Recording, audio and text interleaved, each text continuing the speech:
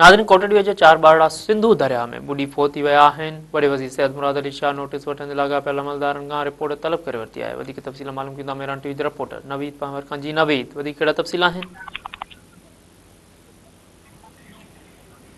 आजी कोटड़ी वेझो कारेखै जे इलाइक़े ॻोठ सब्ज़ अली छुटो में भाउ भेण समेत 4 ॿार सिंधु दरिया में वेझंदे ॿुॾी विया आहिनि, जंहिं बाद मक़ामी टोबनि पारां संदन लाशनि जी सिंधु दरिया मां 2 ॿारनि जा जेके लाश आहिनि उहे हथ कया विया आहिनि, जॾहिं त हिन वक़्त ताईं लाशनि जी ॻोल्हा जारी आहे। मां तव्हांखे ॿुधाईंदो हलां, ॿुॾी वियलनि में 9 सालनि जो कुर्बान पंवर, 11 साला निगरी कश्मीरा, 10 साला एजाज़ आहे, जॾहिं त संदसि भेण साजिदा पिणु शामिल आहिनि।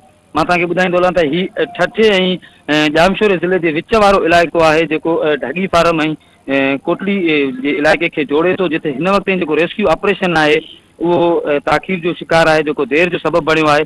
हिन वक़्त ज़िले इंतज़ामिया जामशोरो चई रही आहे त हीउ जेको इलाइक़ो आहे उहो ठठे इंतज़ामिया जो आहे।